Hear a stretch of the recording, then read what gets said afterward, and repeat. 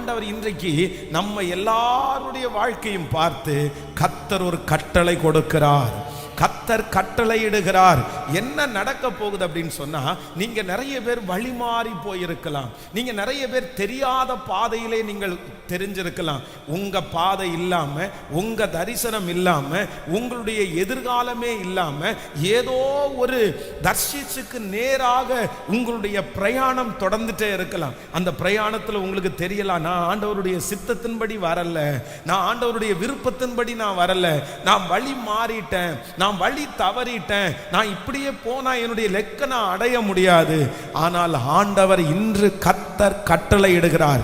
நமக்கும் நம்முடைய பிள்ளைகளுக்கும் கர்த்தர் எந்த கப்பல் நம்மை ஓட்டி செல்லுகிறதோ, எந்த வாழ்க்கை நம்ம கொண்டு போகிறதோ, கர்த்தர் அதற்கு கட்டளை இடுகிறார். சரியான இடத்திலே நீங்கள் சீக்கிரமாய் வந்து நிற்க போகிறீர்கள். இந்த ஜெபம் முடிகிறதற்கு முன்னே கர்த்தர் உங்களுடைய கரத்தை பிடித்து உங்களுக்கான பாதையிலே, உங்களுக்கான தரிசனத்திலே, உங்களுக்கான இடத்திலே கர்த்தர் கொண்டு வருவேன் என்று கர்த்தர் வாக்கு கொடுக்கிறார்.